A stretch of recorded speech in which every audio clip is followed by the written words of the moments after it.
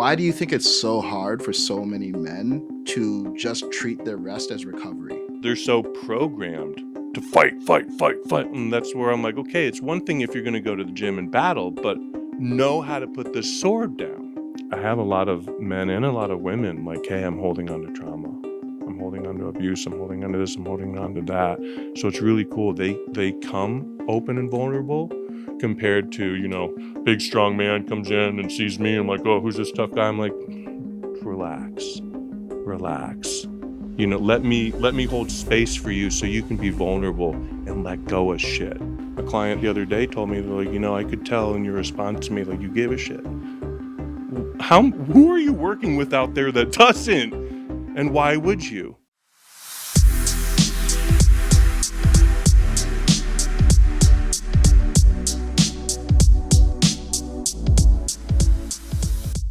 Hello, everyone, and welcome back to Conversations with Kaizen. And today I am joined by Jimmy Bluff.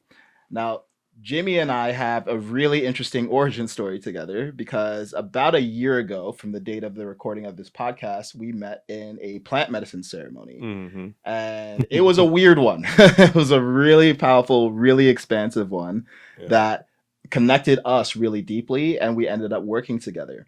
And now, a year later, Jimmy Bluff, who is a celebrity bodyworker, who's worked on people like Dorian Yates, who is a 6 times Miss Olympia, Michael Hearn, who is a 4-time Mr. Universe. He's worked on NFL Super Bowl champions. He's worked on celebrities from, it seems like, every industry at this point. He is coming to us today to talk about not only his journey, but how he holds his experience in both the world of physicality and fitness and competition, as well as a spiritual world, because this man has so much wisdom. And what I really appreciate about Jimmy is that not only does he operate at a high level at pretty much everything he's done, he has a knowing in himself and a confidence that is inspirational and aspirational, no matter where you are in the spiritual world or the physical world. And Jimmy has had the impact on me of just being someone who I admire and consider a brother. And I'm really happy and excited to share Jimmy's genius with you today. So, oh man, thank you. Boy, what do I even say to that intro? Holy cow! I hope I don't let anyone down. No, I'm kidding. But bro, thank you. And I feel the same way about you. You know what I mean? So it's cool. Like the respect is so mutual. You know what I mean? Because you inspire me. So, and obviously when we met and I saw you, I was like, man, there's something about this guy. He's a freaking king. And that's before I knew what you did for a living. And then I said to Maria, I says, Kaizen does coaching. I think I just, and I hadn't really hired a coach or anything like that before. And I'm like, all right, I want to work with Kaizen. So, and I'm so happy we did, because everything that you told me is almost like just set me up and aligned me for like what I knew had to happen anyway. And you kind of really helped organize that. And then all of a sudden, like, holy crap. Some of the videos that I did just went crazy viral and everything, has been happening super fast. But it's funny, Maria was joking. She's like, people think like this is an overnight thing, but I've been doing this for 20 years. And now that I have the ability to share some of my work, which to me has always been kind of sacred and obviously a lot of times very intimate, people are very vulnerable.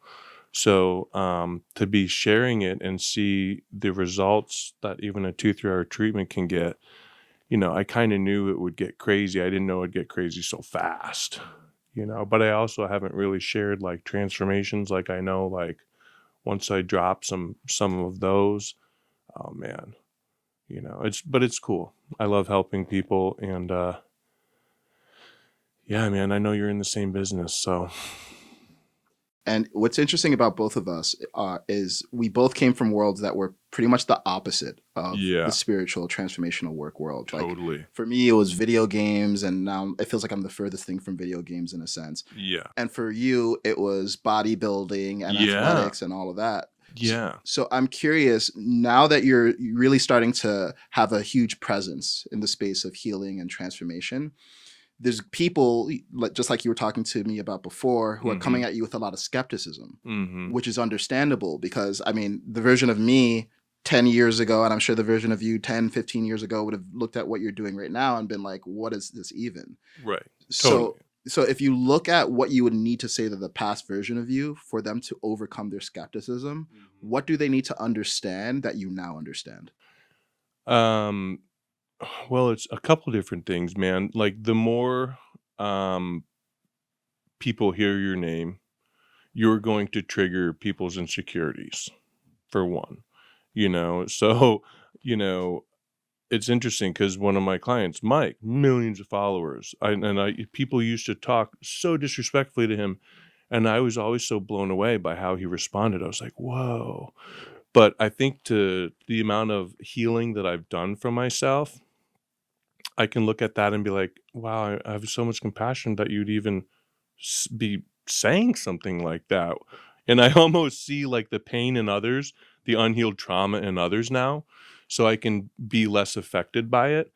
But I think the other thing that's been crazy is like the stuff I'm doing, I always knew was very special. And I've been a mad scientist in my office for, 12-hour days and, whatever, 50,000 hours in my career now, that I also couldn't take it personal because I know what I'm doing. And if these people understood at the level I was healing, um, they're going to try to be haters anyway because they don't want to believe that what I'm doing is even capable. Some of these people have spent their entire lives in school and constructing these beliefs and all these studies and things that the books show them. But once you get into like actual hands-on work, 10,000, 20, 30, 40,000 hours, the things that you thought you knew were like, you know what I mean? And just like, you use the word miracle, like miracles, you're like, holy shit, that was crazy. You know what I mean? So at that, I just kind of have to giggle. I'm like, please come watch this. You haven't even seen, me go live or something like that. We're like, whoa, but again, the more people hear your name, I realize for whatever, every 1 in 1,000, oh my God, this is amazing. You've changed my life. Even your videos that you've put about how I can heal myself at home.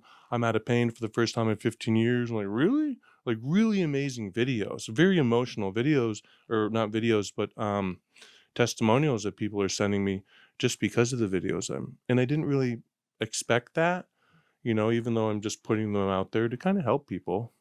But that's the whole imposter syndrome that, we run into. You're like, oh no, what about those people who are gonna be mean? Well, like, so what? You know what I mean? Like, um, so what I'd say to my younger self is like just continue to be yourself and be authentic and continue to have your integrity at the highest level possible. Because people are gonna fall away little by little who don't have that same level of integrity. So but it's interesting because again, like I'm not a doctor. I'm not trying to be a doctor, and I'm also glad I didn't become a doctor. You know what I mean? I kind of had to figure out how to heal the body in the way that made sense to me. You know what I mean? And I don't necessarily know the ways other people do it, but I can tell you in the last 20 years, having clients come from other professionals that have seen other people for 6 months at a time or whatever, 2 months at a time, and then they come see me in an hour or two, they're like, okay, like whatever. So that's a really interesting point because you actually have people who are medically trained coming Mm-hmm. to you to learn from your method, which Yeah. you've basically learned through just sheer experience. And there's a spiritual And aspect basic to, school, but yeah, and basic school, yeah. and there's almost like an intuitive, empathic, spiritual aspect to what you do. So when you It speak to grew someone, into that. Yes, yeah, for there we go. sure. So it grew into that, and Yeah, that's where you are now. yeah. So when you speak to someone who just has the formal scientific background and they're coming to you to learn your art, how do you communicate to them in a way that makes sense? Like, how do you explain what you're doing? I mean, I try to explain it on as many levels as I can. You know what I mean? And for me, and what I explained to my student this last weekend, I don't care if you know all the attachments and all the muscles and all blah, blah, blah, and whatever. What my goal is to teach you the art of touch. And for you to be so connected to that client, it's like you're working on you on the table. So that way, when you leave, if your client, you're touching those like, whoa, oh my gosh, she's right, on that tissue or on that nerve or on that adhesion, or like, I joke, you're like, now you're snuggled up to someone's soul. You're like, you have my attention, where you're forced to breathe.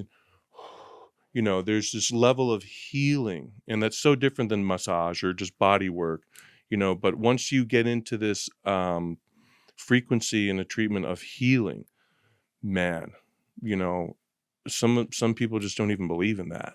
And what's even more interesting is I'm learning recently with haters online who have like 0 followers and they don't follow anyone. It's like a bot profile anyway. You know, I said to in someone else's another professional's post, I'm like, I don't understand how people don't believe in the benefits of manual therapy. You know, a client shows up all disheveled looking and out of alignment, and they leave, they're happy, they're pain free, they feel light, and they're in a different alignment, and they can contract muscles and feel muscles they couldn't before. How can you deny that?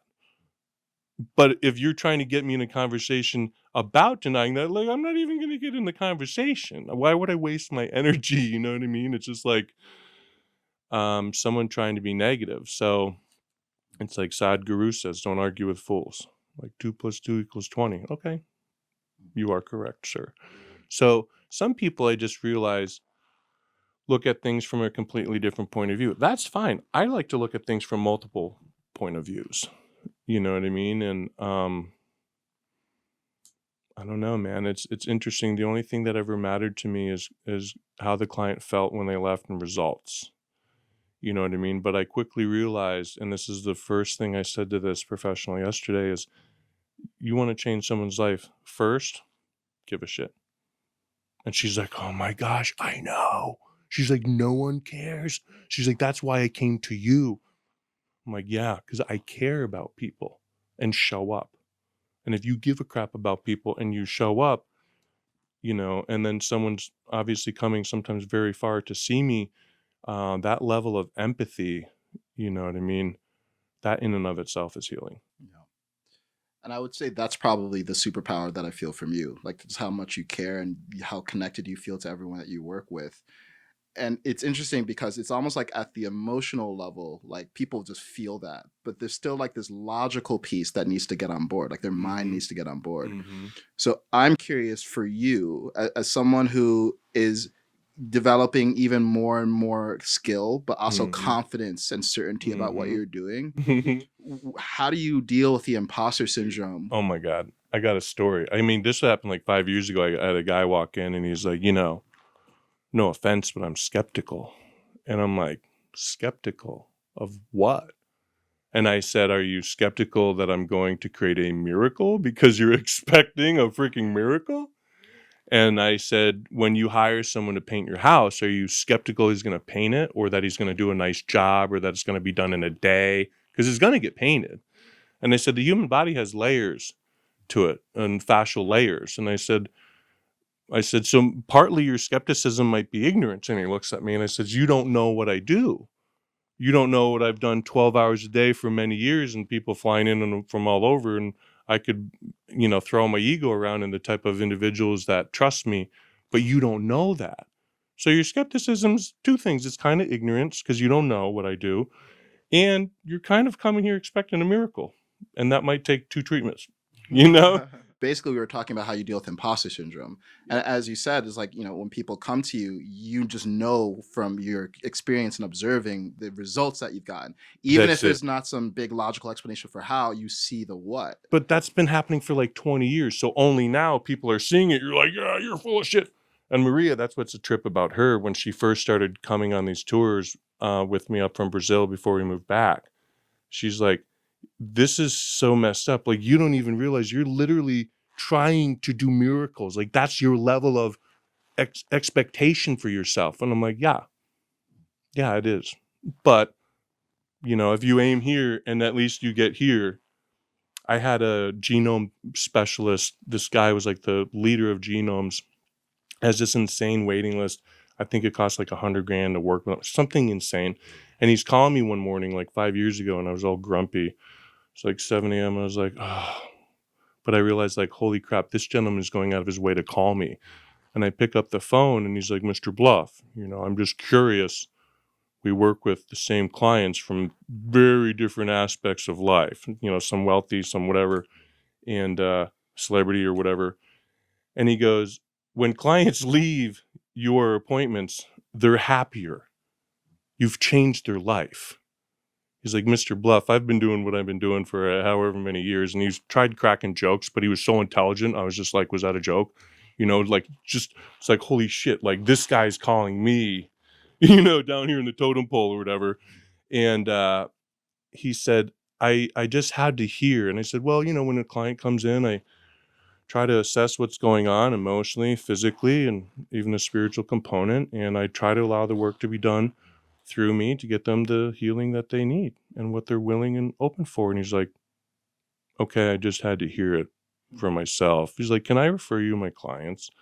And I was like, I would love that, And then this last week, someone from Ferrari was calling me and adamant that I talked to his coworker at Ferrari. And I was like, oh, okay, I'll call him. So it's just interesting how many people now are coming at me like, hey, I really need your healing. I'm an empath, so I can feel that in the message. So even responding to messages in DMs now, a client the other day told me, like, I could tell in your response to me, like, you give a shit. Who are you working with out there that doesn't? And why would you? Yeah. Well, unfortunately, it's really common, actually. So I think the fact that people feel that from you, it's like it bypasses the need for them to understand what's going on. They just feel like, oh, this guy cares and he's getting results. And it's actually really interesting for you because you're someone who works on the body. Mm-hmm. And when working with the body, there's a very objective result. Like there's no ambiguity about whether you fix someone's scapula. You either feel better or you don't. You either physically look different or you don't. You can physically move different or you don't. Yeah. It's so interesting. Yeah. So you get to have that level of certainty, not just from putting the time in, but the nature of your practice. Yeah. But I know that you operate in a lot of spiritual spaces. Like I know you participated in the retreat by the Nepi and Vernon Foster. Totally life-changing. So when you're in these spiritual spaces, how do you know what's true when you have to discern between like what this teacher is saying and that teacher is saying, or what this modality is teaching? It's so easy. Yeah. How do you discern how truth? I feel? What's true to me? You know what I mean? And when something isn't true to you, like, purge or whatever, you know what I mean? And when things feel true, hair goes up on my arms. You know what I mean? So it's just like lying. Like I can't lie because like I'll feel like so horrible. Just like, man, that paper towel that I didn't pick up yesterday that I threw in the trash. You know what I mean? Like, no, I pick it up. I'm not going to think about it. Keep my karma clear. So yeah. Obviously, well, for one, all my indigenous teachers, so much respect. Oh my gosh. And it was so hard to like not cry as I heard many of the tribe's stories and different things, so much respect. But it's so cool, at this point in my life, like my best friend in Utah, upper cervical specialist, he's a healer. Vernon in Brazil, he's a healer. My friend in Florida and Texas, and like all my friends are healers. All my friends have this like insane level of integrity, and so it's cool. Everyone comes from such a different background. Yeah. But one of the things that you said was really interesting is that you just feel it. Like you can discern truth because you're sensitive to it. I can look in someone's eyes on TV, and before they say something, I'm like, bullshit's coming. Interesting. Oh, I can feel it. I can read it, Have you always been that way? Yes. And it's interesting because when I went to Brazil, this legend who connected the forest to the people, right? The medicine to the white man, the white page, they call him. He said to Maria in Portuguese, he goes, he has a gift of eyesight like I do. He can look at someone and he can see everything. And I looked at him and I'm like, you think that's a gift, huh, friend? And I started laughing. But many people for 20 years in the healing world, and even the indigenous had even said like it also comes from my bloodline, and interesting things. I felt normal when I went out to the jungle, dude, meeting the shamans and meeting the pages and meeting all these people. Like that's the first time like I felt normal. It was so cool, seeing what they do. You're like, whoa. And I think, once we experienced a couple ceremonies, we were like, I want to do this. But then like, no. I have my own journey. I know it was incredible experiences in the surgeries that took place and the healing that took place. But for me, my clients are like, man, I want to go do that. I'm like, you don't have to. I did. I brought that energy back. You know what I mean? In those experiences with my work, and it made my work even more powerful. So it sounds like a lot of the way that you move through life and in your work is you're just highly, highly sensitive, right? So you can just Dude, take in a lot of data about people's yeah, bodies, their emotions, and all of that. highly empathic, intuitive. Yeah, I have a lot of times that certain messages will come through during treatments, and I'll just channel. And you know, it's interesting. I know there's many gifts that I've been told that I have, and I don't know that I just assume we all have these. You know what I mean? Some of us just get put in certain scenarios where they can get enhanced, you know. So, or we force the enhancement, like working with their eyes closed, and you know, and even like the amount of work you do, you just continue to pick up patterns and see patterns and different things. But yeah, I could always just see a misalignment, and I could always kind of read someone's energy, and you know, then you continue to have these conversations over 20 years every single day, and you're like, oh, you know. And so that's why even clients come in and I'll be like, did your doctor tell you you're full of shit? You know, that softball under your armpit. You're like, how do you know? And I'm like, you know, so, but it's cool because I offer a lot of people hope. That's what they tell me. Like, you gave me a glimpse of hope, so they didn't give up. And when you're dealing with severe pain, which as a man can be emasculating, when all of a sudden the things that you use to compensate for your stress you can't do, right? Then what happens, you know? And that's another reason why it's been cool to be able to hold space for a lot of men, because a lot of clients have emotional releases because the pain they've been holding on to so intense, like it's time to go. You work with a lot of high level athletes and men who are just alpha males, the guys who are really dominant. They're very Every confident. spectrum, but absolutely, dude, lately this last year, it's like I gotta go to the gym. Maria's like, no, take a day off. I'm like, the clients come in and are like, I need to be as strong as I can possibly be. Yeah. So, if you're working with a Super Bowl winner or former Mr. Olympia, it's just a different Dude. type of archetype to work with. Oh, dude. So, when you're working with guys like that, what do you find that the most common issue that they have that's emotional that's showing up in the body? Man, it's tough, you know? I mean, that's such a great question, you know, because nothing really sticks out per se. You know, it's interesting though, someone from a different a client who came in one day, I remember, you know, is this giant dude. And he told me this story as I was working on his rotator of this woman who called him a derogatory name that he was hitting on at a bar. And this dude was like mad genius, scientific, smart, but like holy shit, one of the biggest dudes I've ever met. And it was interesting as I was releasing that, you know, adhesion, if you will. He said, you know, she said some stuff to me and like that really hurt. And I'm like, you've been holding on to this for 10 years? You know what I mean? So there's so many times, you know, I had a rapper and I didn't know it at the time, but he was supposed to have a disc replacement surgery.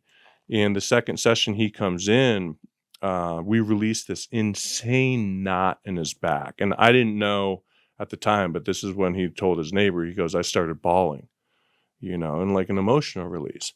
Well, dude, there's been times, you know, I mean, I remember in Utah listening to Metallica, like one of the most powerful freaking dudes I've ever seen in my life. We're talking like, you know, 500-pound military presses, just like things that like are unheard of. I was bawling working on them. Like Like, you felt his emotion. I get electrocuted. And especially before, you know, the indigenous and many of my teachers, like Vernon, helped teach me, like, oh, when I work on people, I keep their energy here. I'm like, how do you do that when you're like 3 inches deep in someone's soul and you're both breathing? And, you know, but I have learned to protect my energy even more. But it's amazing because, yeah, it's real. And and even now, because I've talked about trauma and the body holding, you know, trauma and the body keeps a score, I have a lot of men and a lot of women like, hey, I'm holding on to trauma. I'm holding on to abuse. I'm holding on to this. I'm holding on to that. So it's really cool. They come open and vulnerable compared to, you know, big strong man comes in and sees me and like, oh, who's this tough guy? I'm like, relax. You know, let me hold space for you so you can be vulnerable and let go of shit. And even have physical therapists that have come in that I'm looking at them and they weren't in to see me. They were in to, you know, say hi to someone else. I'm like, hey, what's the deal with this rotation, that rotation, this rotation? I'm like, you can see that? You know what I mean? And then working on them and them having an emotional experience. That's when they're like, who are you? You just talked for 15 minutes about your own life, but it was like you were talking to me about mine. And I'm like, yeah, you know, nice to meet you. You know what I mean? But it was cool. That's healing. He's like, I had a rotation and you're releasing all this crazy tissue and I'm emotional. So it's so interesting, someone from the scientific world, you know what I mean? And that's why I can't take offense to someone who's like whatever crazy smart and is a professor or whatever, some physical therapist who's really pissed because like they have no idea what I do or the level of what I do it. So like, why would I be upset? You know, but it's also what you taught me. You have your first circle. And I use this for people too. Your first circle. Anyone in that first circle is, you know, going to be super honest with you, but it's not going to hurt you, right? They're the people that truly love you. I only care what those people think because then you get to that second, third, fourth, fifth, sixth layer. And then you have this dude covered in tats that's like putting people's arms over their head and fixing a frozen shoulder sometimes in an hour or two, where 6 months of physical therapy didn't do it. Like, I would be pissed off at me too if what I was doing was breaking down everything you were ever taught, you know? So like, whatever. And what I'm also hearing is that it requires a level of bodily intelligence for someone to even understand what you're doing. Because I just look at The my highest level. yeah, like I look at my own life, and before I had my transformation, I felt so disconnected from my body. I couldn't feel my own emotions, let alone other people's emotions. So Yeah. there's actually a really good quote from Body Keep Score that I want to read to you Mm-hmm. and get your perspective on it. And the author is Bessel van der Kolk, and he's the author of Body Keeps a Score. Mm. And it goes, how many mental health problems, from a drug addiction to self-injurious behavior, start as attempts to cope with the unbearable physical pain of our emotions? If Darwin was right, the solution requires finding ways to help people alter the inner sensory landscape of their bodies. Until recently, this bidirectional communication between body and mind was largely ignored by Western science.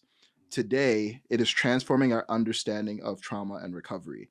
And I want to draw attention to that specific line about bidirectional communication between the body and mind. If someone doesn't have a level of communication between their body and mind that you clearly do, Mm-hmm. how do they even develop that? Well, for one, I think starting to do activities which, you know, if you're not a spiritual person and you want to become spiritual, you have to do spiritual things, right? So what would that be? Yoga, getting in touch with your physical body, or working out, you know, or, you know, the spiritual side of things, meditating.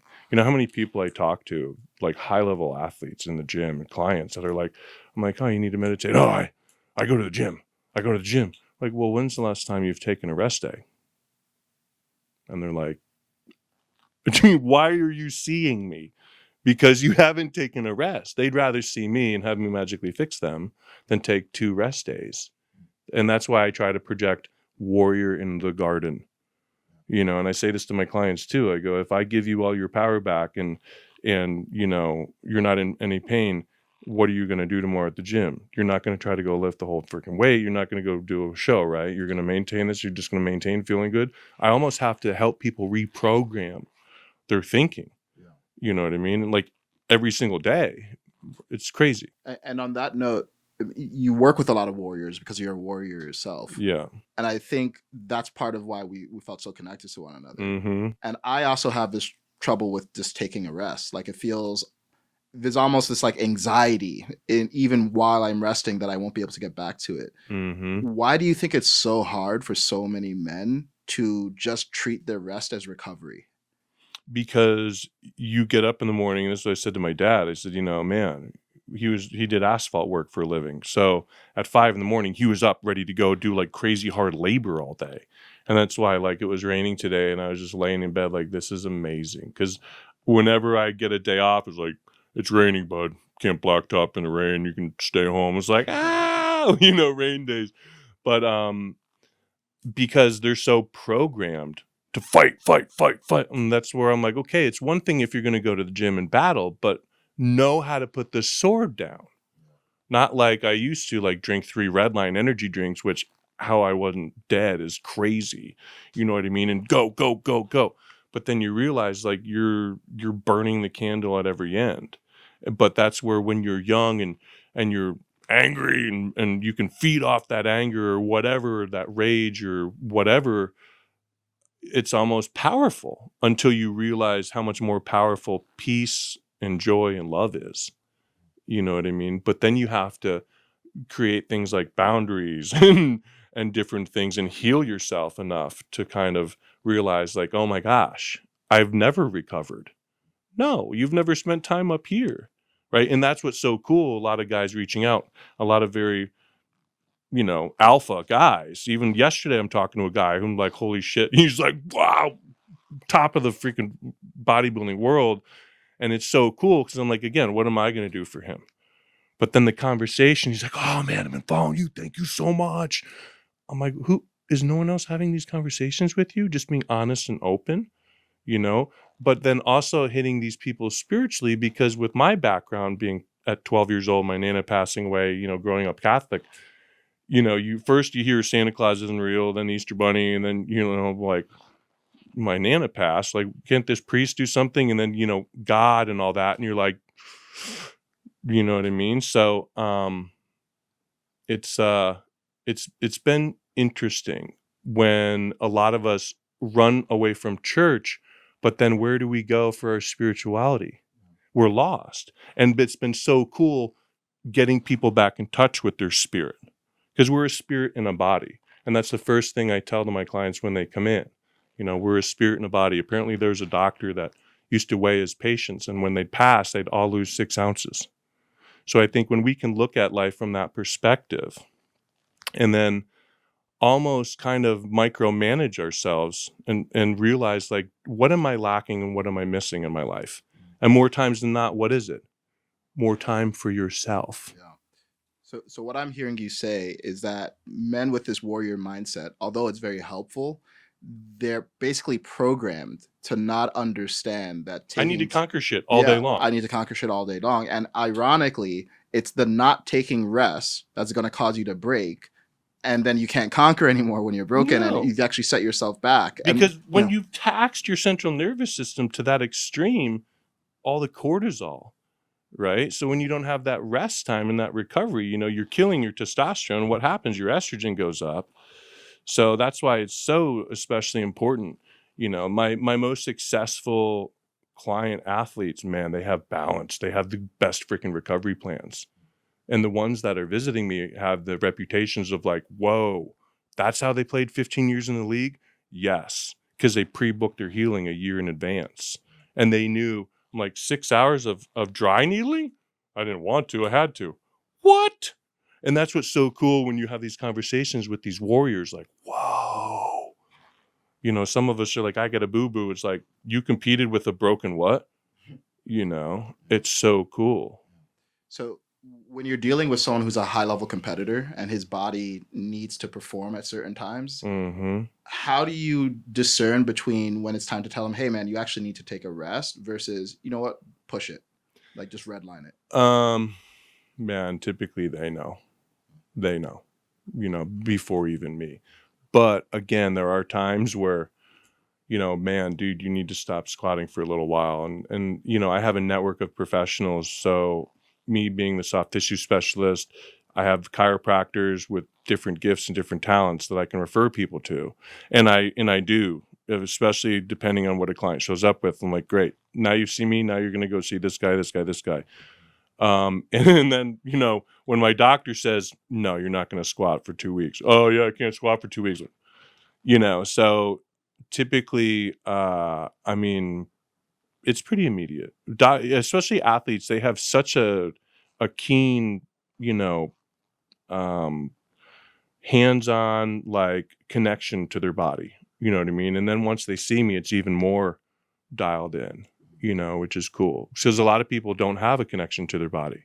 Well, their body's all over the place. And some people have never been an athlete. They never needed to have a connection with their body. So obviously the body's an electrical system, man. It's really cool. It's really cool working on athletes, and it's really cool working on healers and people from medicine circles who do high level healing, and both hearing, like, whoa, the benefits and what came after the treatment, because we're antennas, you know what I mean? Jimmy, I want to talk a little bit about plant medicine, Mm. because that's somewhere we originally connected, but Mhm. also the dark side of it. Because before the podcast, we were talking about putting mentors on pedestals Mhm. and the dangers of that. Mhm. So in your experience, how do you know when to trust a teacher? Because it can feel so difficult. Like, you've had this expansive plant medicine experience. You feel like you just met God. You feel like you've healed trauma from 20 years ago. Mhm. But the person who gave you that is still a human Right. with their own shadows. Right. So given your experiences, like, how do you recommend that someone navigate this space so that they know who to trust and who not to? I mean, I think for one, being referred to a place where people have had good experiences. You know what I mean? And then two, I mean, for me especially, I've just learned, like, don't make it personal. You don't need to necessarily personally get to know people.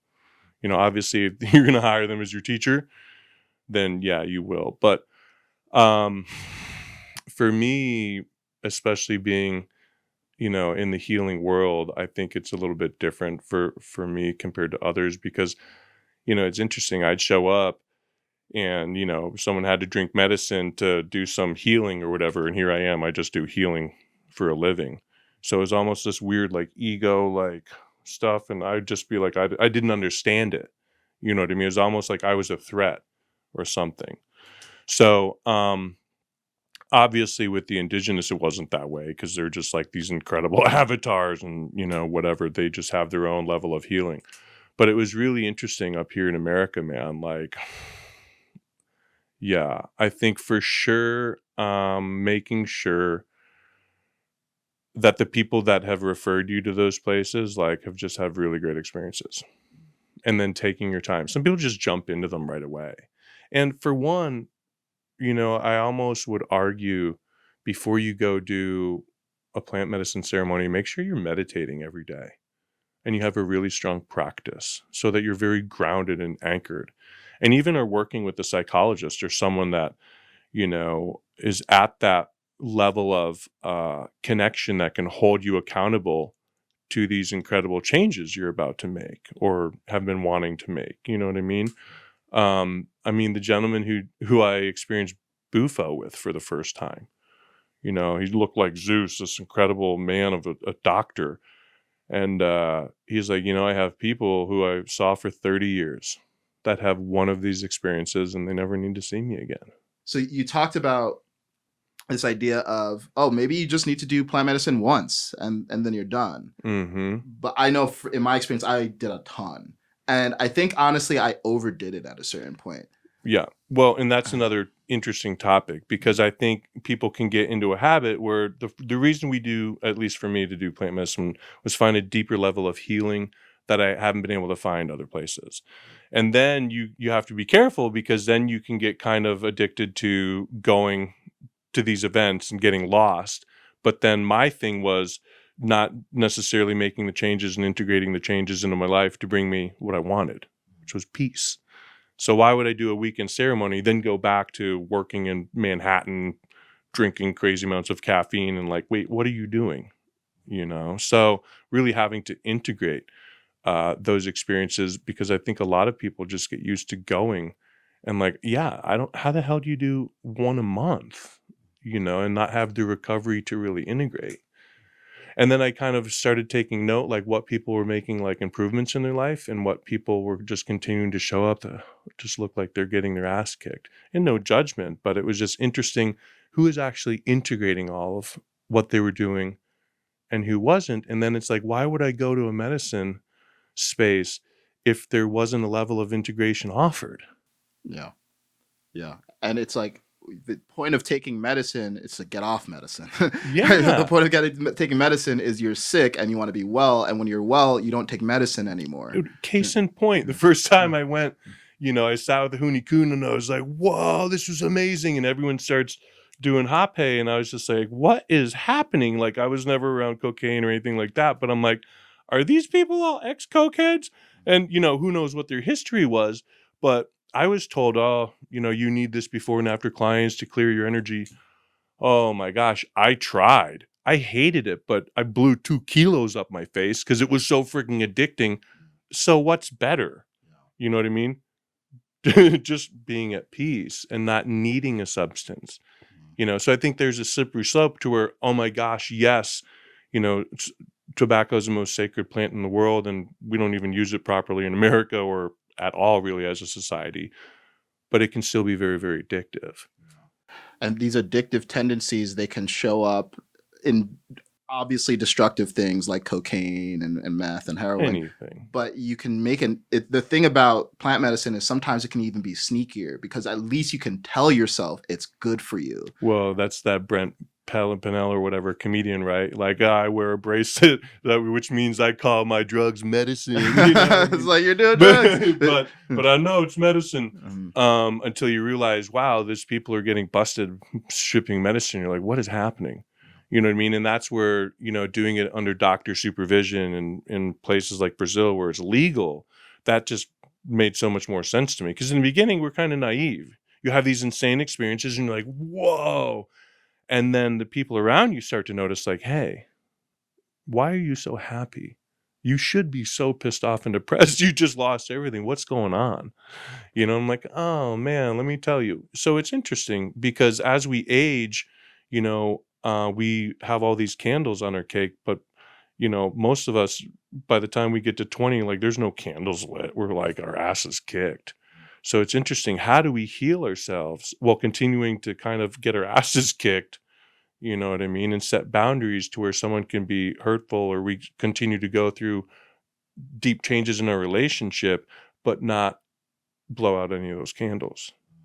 And I don't know about you, but doing some of the plant medicine ceremonies has really helped heal a lot of triggers and a lot of trauma I had. But I also realize now that's what I needed. They were the surgeries that I needed. But now, like, I don't need that. I love that analogy. Yeah, it's surgery. That's all it was ever to me. Yeah. And after surgery, you recover. Right. And you go to rehab. And you relearn how to walk. You relearn how to talk if there was something that affected your voice box. Like, you relearn how to live. Yes. That's the whole point. Every single day. Every single day. Right. And it's not just a weekend ceremony. It's funny. Most of the time I wear all white. People are like, why are you wearing ceremony clothes? I'm like, it's my life.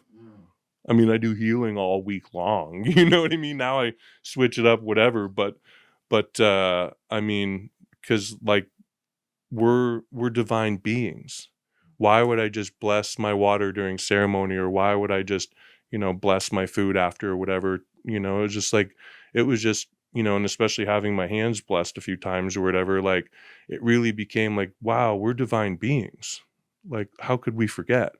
And sharing that, especially with my clients, like everything that I ever learned and experienced through all those intense, experiences, I brought back to my clients to offer an even higher level of understanding.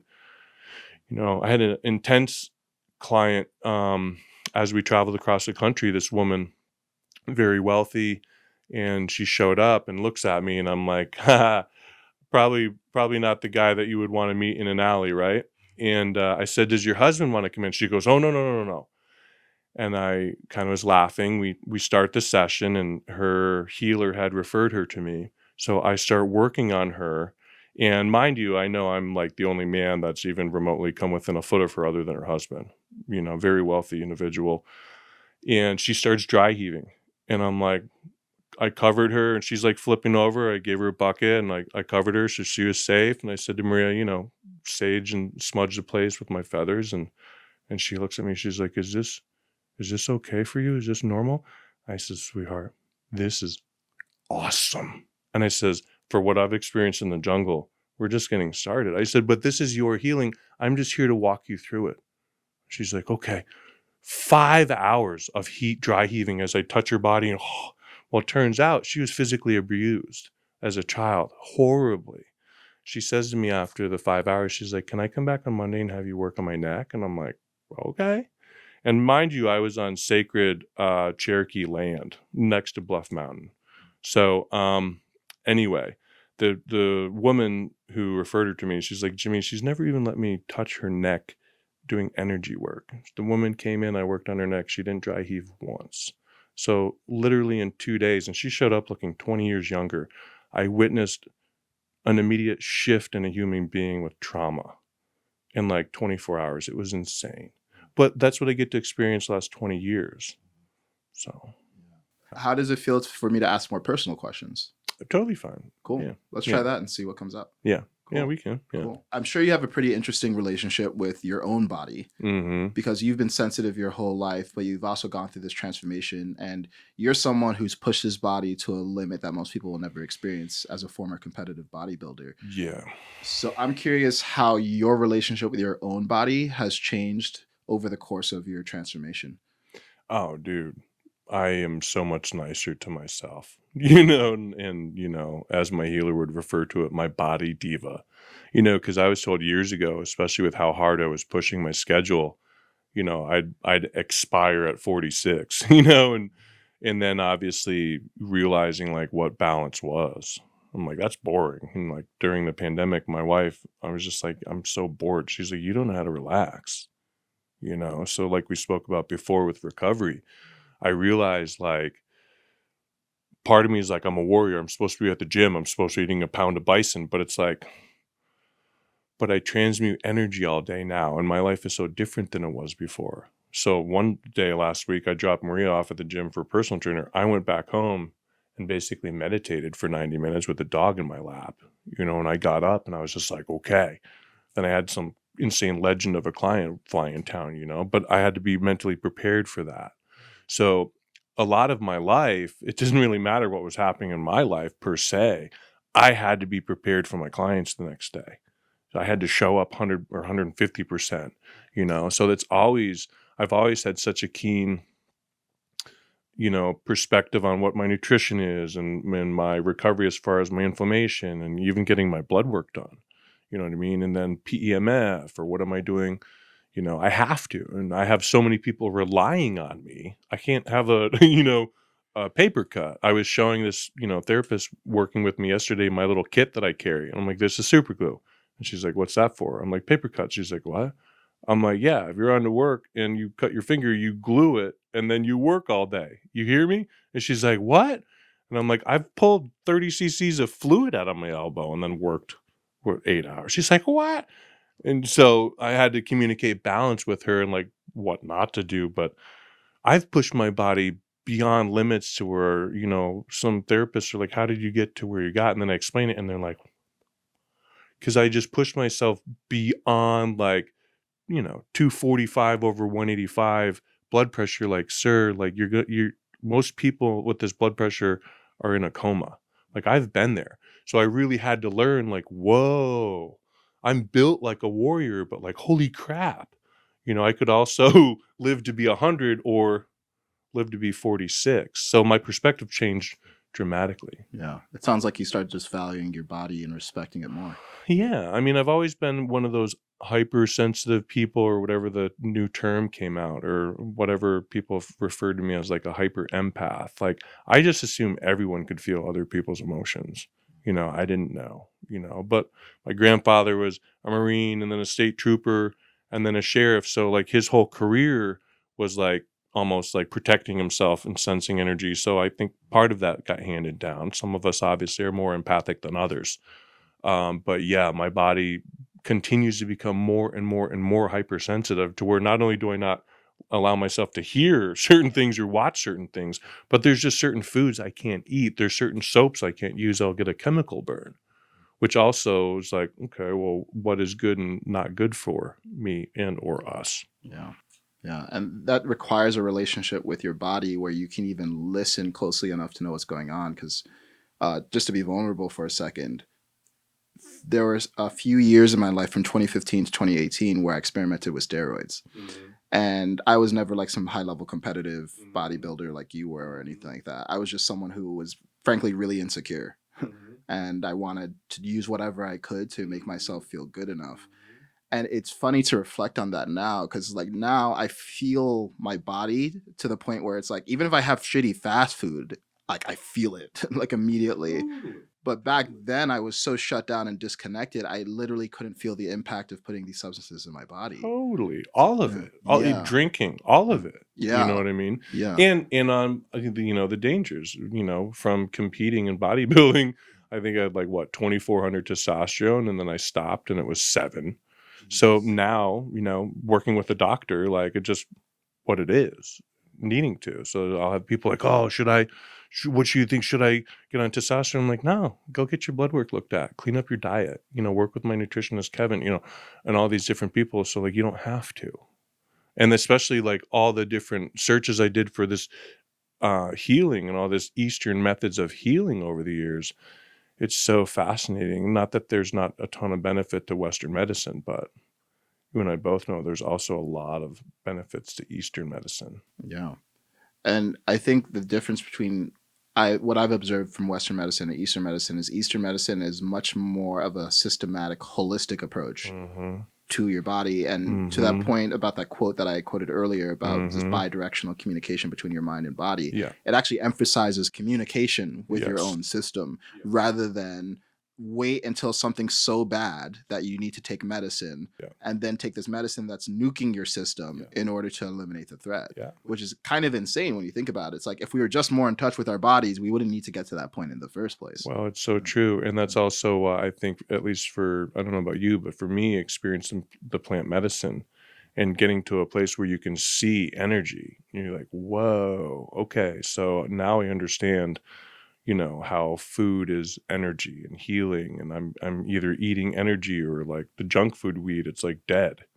You know what I mean? Like there's no substance there, and it's interesting, the more spirituality you get. I know a lot of people don't eat meat, different things. And like for me, I love meat. I thank you for blessing me in this life, so, but yeah, it's interesting. So you just said, I can see energy. And during ceremonies, even so, I mean, I've never seen energy, and this is one of those areas where it's like, because I know you, it's like I know you're not bullshitting, dude.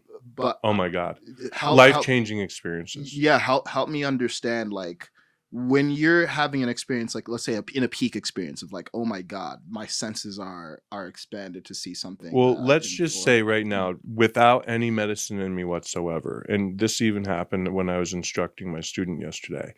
She said, I can feel heat coming from my hands. And I'm like, yeah, welcome to the other side. She's like, well, I said, we're just a channel, So I can, when I'm deep in healing, my ears will start ringing, my body temperature goes up, and it's really quite interesting. So, and I guess medicine affects us all differently, but from when I've been in, psilocybin ceremony that was guided and also in, multiple Aya ceremonies, when the medicine hits, and for me, I go to a place that I call just Christ consciousness, because I'll all of a sudden feel this almost like looking out my third eye, where I look at the dirt and now it's sacred geometry.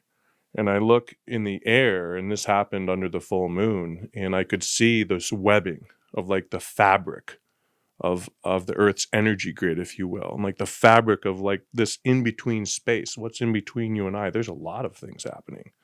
When I was out in the jungle, I was watching people's spirit guides walking around them like, whoa, just the most incredible. And it's almost like a record player. Every single line of energy it's like all the dimensions open up right in front of you. And you could still see everyone. It's not like you're in a different place. You're not like anything, but like, holy smokes, you just get this intimate view, because from what I understand, we can only see a certain amount from the color light spectrum. But what's this? So when your frequency gets enhanced, all of a sudden you can, step into this different realm, if you will, and see, whoa, all this different energy. And, the chief was singing and I could see his vocal cords. I mean, it was insane. So on this point, you made a really interesting point, which is hey, we actually are not sensing most of reality to begin with. Like we're seeing less than 1% of the light spectrum. Yeah. There's a lot that's happening in a ceremony that allows you to just feel more with your senses. Mm-hmm. Now, recently I had an iboga ceremony for the first time, Whoa. and it was like, dude, Whoa. it was really, really potent. And it was a bit disorienting during it because I was seeing things like I was literally hallucinating reality, like Mm-hmm. intensely. Mm-hmm. And it was strange because there was a sense in which it was like, okay, I know not every expansive experience I've had has been straight up a hallucination. Like some of it, I genuinely felt something and sensed something that was different than what I normally Mm-hmm. can sense. But in Iboga, it was clear that I was being shown through the medicine how much my mind can delude me. Mm. So I'm curious for you in your practice, when you go into these spaces, how do you separate delusion from a genuinely expansive experience? You know, it's interesting because all of the experiences have been so powerful in their own way. And in a sense, sometimes I didn't really experience anything. It was more like me internal, like, I need to do this and this and this. You know, I don't really need to be here. You know what I mean? But others where I set a specific intention, it's like, I mean, and this is, quick story. Like the one ceremony, I said, I'd love to see my guides. And I'm like, what does that even mean? Everyone's talking about their guides and whatever. And I've been told I have many hundreds.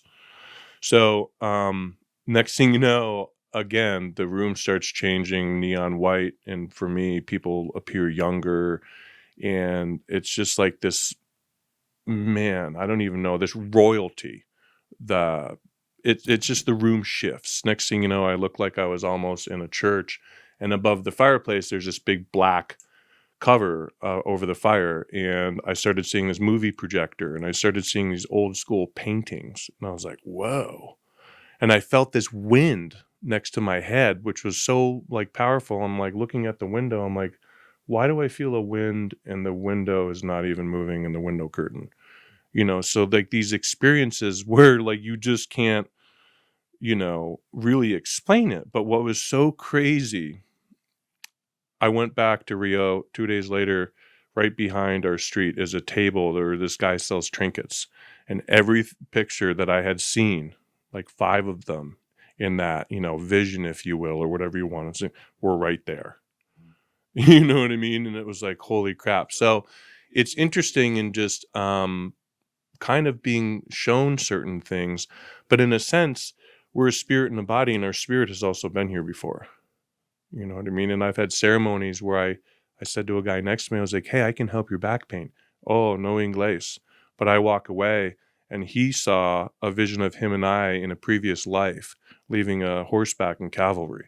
Super interesting, right? So discernment is, again, like, what did you feel and what did you take away from it in that experience? And man, it's not like I really see visions a lot, but what they meant and what as far as how real they were real to me. Yeah. And that's an interesting distinction, just real to me, because it actually, at one level, doesn't even matter whether you met this guy in a past life or anything. What matters is the takeaway that you actually got for your experience. It was so cool. Well, I didn't even know that until we were in the middle of the freaking jungle and he told Maria that story. So it's like, and then we got calls from people from that trip that were like, I was coming to them in their dreams doing healings and shit and like giving them information like that they went and like used in their day-to-day life. So I've had some really crazy experiences. So we're just this large web, right? We're all energetically connected. So as we really, work with the medicine over the years, it's really just allowed me to like, wow, take a step away from my ego and just hand it over and just be like, I'm just a channel. You know what I mean? I'm just allowing whatever the healing to come through me and providing space because, as you know, like we've said before, like clients heal themselves, right? They have this belief in me, but really it's the clients that's healing themselves. I'm providing extra space and manipulating the body in a certain way, but the way I view it, like the client heals themselves. Talking about that idea of the client healing themselves, when you're working with someone and you just kind of know what to do, Mm-hmm. do you know why you know? Yeah. For me, I explain it, especially to my student. I said, when I work on a human body, it's almost like I'm working on me. And I'm in such a level of, it'd be cool to figure out, like what frequency I was even putting off or whatever, like my audio guys, like, dude, the room temperature goes up like crazy when you start doing healing. It's really fascinating, man. Like the first time I felt the divine energy coming through me, I don't know if I've ever shared this with you, but like it was, dude, the room was cold. I feel this energy come through me where like I had goosebumps, the hair in my arms go up. All of a sudden now I'm sweating, I'm soaking wet, and my sore fingers, like just the pain was gone. I was crying. I was like, what is this? And I had just gone to like an angelic healer who was like, call on your angels. And I'm like, what? So these things started happening in my life where I'm like, what is going on? Am I losing my mind? But then other people would step in my life and like provide me this information or this knowledge that was like, is this real? Is this a movie? And next thing you know, I was at the next point in my healing or the next point in my healing, or I was on some private jet where I was like, what? Like what the hell? So it's just really interesting over the years. As I got deeper rooted in my spirituality, my branches grew and my healing like tenfold. So to answer your question, I'm working almost on myself as I work on a client, but how I explain it to my client, I'm just a hollow bone and allowing their higher self or whatever that divine energy is to work through me to get them the healing that they came for, because it has nothing to do with me. And it's cool because one of my female clients says to Maria, she's like, Maria, it's like he becomes like a nothing during the session. There's like zero sexuality. And I'm like, well, of course there's not. She's like, but Jimmy, you don't understand. These women are treated differently everywhere. For me, it's like, it's healing. It's like I become non-binary, if you want to call it that, like I become nothing, but I become everything at the same time. So when I'm connected to a client and I have them right at that level of pain that they can bear, and they get a memory of childhood or something, it's fascinating when people who typically aren't even spiritual are like, yo, I fell asleep and I had a dream you were working on me in my sleep during the session. I was like, what? And they're just like, you could tell they had an experience. You're not quite sure how to explain it. And you're just like, so it's neat. I had a rapper years ago show up with a pick in his hair and he's wearing all black and I'm in all white. And I was like, bro, and I saved him a shoulder surgery. Like, we're buddies now. We're homies. Like, everyone is a spiritual family. So even when I met you, I was like, so cool. This is what you showed up as in this life, bro? Because, I'm sure we've been in many, many lives before. And that's what always makes it fun when a new client walks in. It happened twice last week. It's like, have we met before? No. Oh, you look really familiar. So, Jimmy, it seems like one of your gifts is actually losing your mind. I mean that in the sense that you just get out of the way of your mind and you're just in your senses and you're Dude, with the other I've person. been told that so many times. Yeah. Just get out of your head. Yeah. And yeah, that's correct. Yeah. Is that something you've always been pretty good at? Getting out of my mind? Mm-hmm. No. I'm always in my head. Mm. Always. But I do a hell of a lot better at it now. But the reason I was always in my head, because like I have a child with cerebral palsy. It's like, how can I heal? How can I heal? How can I heal? I would never let go of like whatever was going on during the session, even though like the healing I was trying to do by medical standards was like impossible. But for me, it meant everything. So I was always in my head about how do I bring these people healing so I don't have to feel their pain anymore. So I can feel their happiness and their joy. And, at the same time, having a level of expectation, which is like just impossible and like insane. Because while I was trying to heal Chloe, that child who had cerebral palsy, I wanted to talk to her. In my crazy head, I was trying to heal her cerebral palsy. Now, she was getting calls at home from the school, like, can we talk to you about Chloe? And the mom's like, yeah, what's going on? Like, why is she so happy all of a sudden? And she's, oh, by the way, Jimmy, she's sleeping 14 hours a night. like literally tears of joy. So I'd feel this gratitude from just assisting my clients. And, crazy enough, after I moved, like a physical therapist broke her femurs, stretching her legs, But these experiences and showing up, I had to, no one else was. Yeah. So it's like you're so focused on the person that you can't be focused on yourself anymore. Yeah, it's like I have to remember to feed myself and get to the gym and do the things I have to do to be strong and powerful. But yeah, man, it's happened a couple of times where I've been so deep in healing, I'll almost step back and just witness the work that's being done through me and not judge it. But then I'll think like, gosh, who am I working on, and where am I? And for like those moments, I'm so deep into the healing and allowing the work to be done through me that I don't even remember. But it doesn't matter because I'm so unconscious competent at this point that like the work is being done through me. So I can chew gum, close my eyes, listen to music, have a talk, and I'm so connected that work's being done through me. So it's almost like you're losing yourself in the process of healing someone else. Yeah. I don't exist anymore. I'm just a hollow bone, as Wakia puts it. We just become a hollow bone. And before my sessions, I cleanse my energy, I cleanse my thoughts, I cleanse my mind. And when I walk into my healing, it's a ceremony for that client, or that's what it's evolved to, almost a personal ceremony where we're transmuting energy. And my clients may or may not realize it, but like I'm blessing them. I've had my hands, consecrated twice and blessed a third time by an illuminated man. And it's cool. Like I'm covered in tats and whatever, and people might not realize it, but I'm literally blessing them with all that I can. If someone is like the past version of you, who is super sensitive, doesn't yet have an understanding of how to use that sensitivity, and is maybe crippled by it, like they're not actually empowered by that sensitivity, how would you recommend that they move from where they're at to where you're at, which is helping other people with your sensitivity? The first thing I would say is I didn't expect my emotional sensitivity to be such a massive gift. Like insane gift. I remember one of my wife, she'd be so mean. She'd be like, "You're so sensitive." And I'm like, "You're welcome." Like this is what most people want. I have feelings. So I think as men, we're afraid to get in touch with our feelings because we're told not to. And man, healing isn't sunshine and rainbows.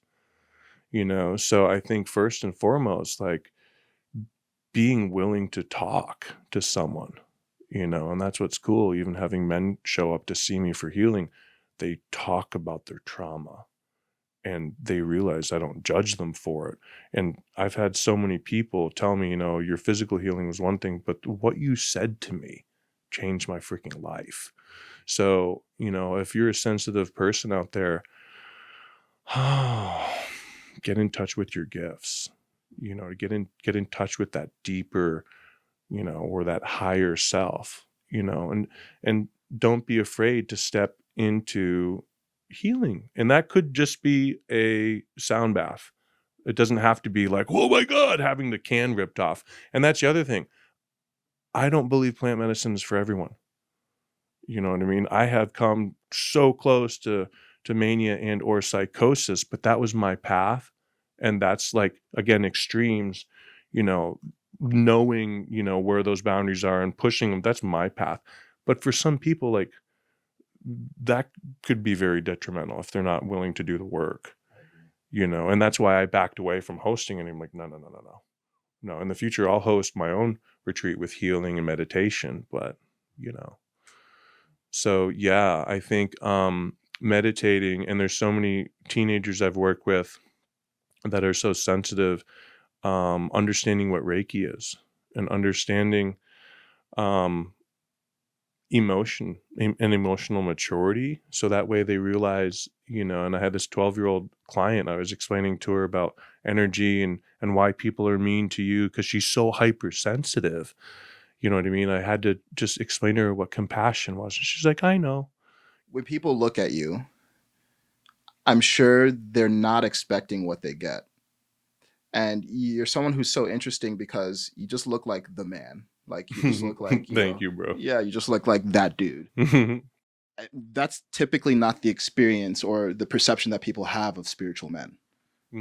Usually, in my experience, a lot of spiritual men are frankly pretty soft. They feel kind of effeminate. They don't feel very powerful, whereas you're the opposite.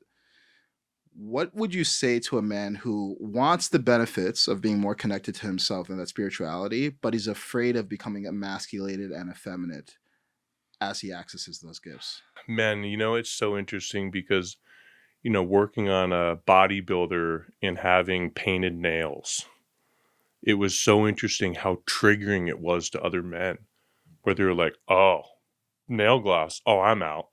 And I'm sitting there like, no one said you were in, bro. Like, if this is what it took for you to be out, I'm going to paint him pink. So it's interesting because I try to have a very masculine but feminine balance, because if I come with all masculinity, I'm gonna scare people. You know what I mean? And a little old lady used to cross the street when she'd see me. It got to the point where I'd cross for her, even though I wasn't going that direction.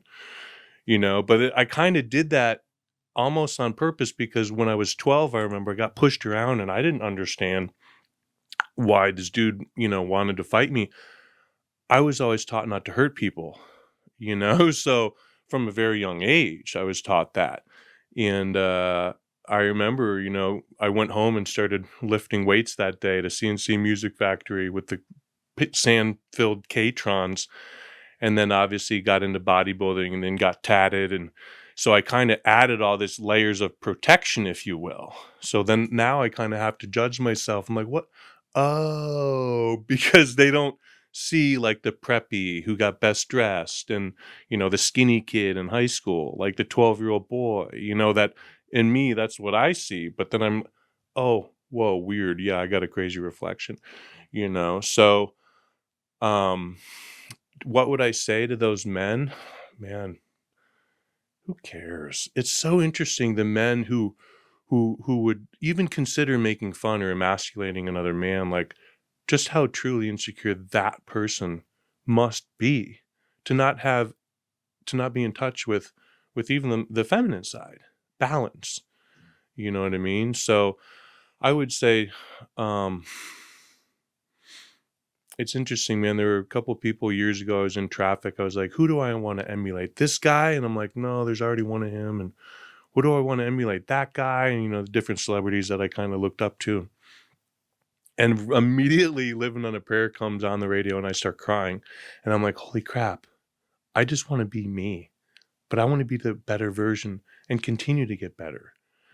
So I think if you're a man, just continue to get better. And, like we've discussed before, every time we continue to improve ourselves, or the decisions we make, or how we treat ourselves and how we forgive others, like more and more higher frequency people come in our life.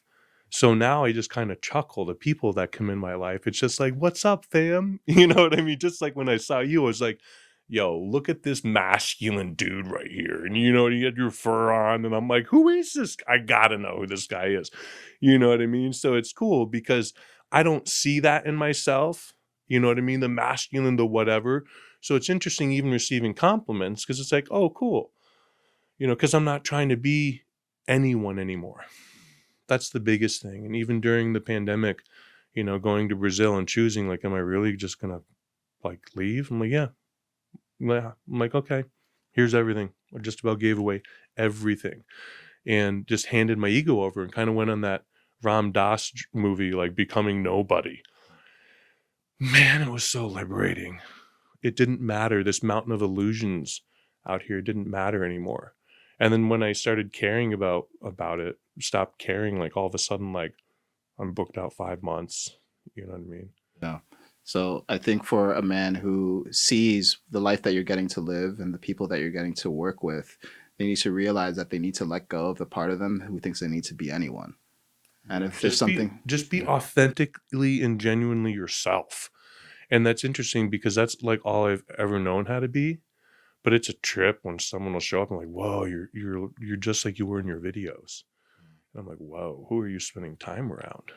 You know, but again, I grew up in humble means where, man, I was doing asphalt work with my dad at these fancy resorts. I'd remember how people were looking at my diesel stained jeans, and, you know, 15 years later, and the owner of the resort knocks on my dad's private house, and he's like, what are you doing here? And she's like, Bobby, I just had an epidural. It's not working. I'm losing my mind. I'm here to see your son. And then my dad's like, and I'm like, you know, what a 360 that took. And then being able to be on a private jet. But like, whatever, dude, I don't care. It's cool because we're all just humans.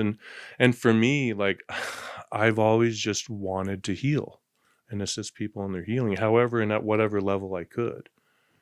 But I think as you progress, and in the beginning it was like, you know, almost like the secret, you know, and making vision boards. My entire bedroom was a vision board growing up. And I would make affirmations that were like, this is impossible. I'm going to triple my income. I'm going to do this. Holy shit, it would all come true. To then I'm like, okay, I'm going to take over New York and Hollywood. Oh, I did that. All right, I'm going to work with this celebrity. Holy shit, I'm on his plane. But then you get to a point where you're like, okay, well, how can I do this? And to now see it kind of walking in that direction, it's like, whoa, this is crazy. People want to learn my healing all over the world. I've always wanted to heal the world. People laughed at me. But I get to teach people who want to learn from my perspective and my level of integrity, which is my love. Surgery without the knife, advanced muscle reconstruction, is simply the culmination of my love for people. What can I do for someone if you come in, beat to shit, wanting to kill yourself, already planned it without me even knowing? You know, I've had these experiences where they admitted to me after, like, I had already planned to take my own life. That session after I left, I walked outside and I laughed and danced that night for the first time in 10 years. So it's not about me. And it's interesting because Maria is the one all about my legacy. And for me, it's like, I don't care about that. I just want to help people heal. Yeah. And to tie back what we talked about at the beginning of this podcast, the best way to get over your imposter syndrome is to get over yourself. That's it. You just love people so much that you have to look past yourself, and then it's so easy to be confident when you're focused on someone else. Yeah. So it's so true. It's so true. And that's the thing, you know, we all have gifts and some of us haven't found them yet, but I guess my advice is don't give up. You know, we all have them, and you know, some of our weaknesses we might not realize are our greatest gifts. Jimmy, thank you so much, man. Thank you. And just to acknowledge you, like, every interaction I have with you is just so rich with love and sincerity. And I think it's just so amazing. Someone with your background and your skills is moving through the world the way that you are. And it's been amazing to watch you start to pop off this year and meet you. I see you again. I'm like, oh, he's the same exact guy, and he always will be. Yeah. And I think that's what people need. They need to see people who are being more of themselves, and they're getting more success. So yeah. Thank you. Bro. Thank you, man. So much. Thank you so much. You know, honestly, as I've achieved more success, I've just stuck to the even simpler things, linens and crystals that are handmade and things. It just, my life continues to get more and more basic and simple, you know, so that's what's beautiful. Hell yeah. Yeah. Where can people learn more about you? JimmyBluff.com. They can go to my website, see what's happening. Instagram, Jimmy Bluff, and also Facebook, Jimmy Bluff. Cool. Jimmy, thank you so much for coming. Thank you so much. Such a pleasure. All right, everyone. That's it for this episode with Conversations with Kaizen with Jimmy Bluff. And I'll see you next week. Until then, have a great life. Be yourself and no one else. Peace.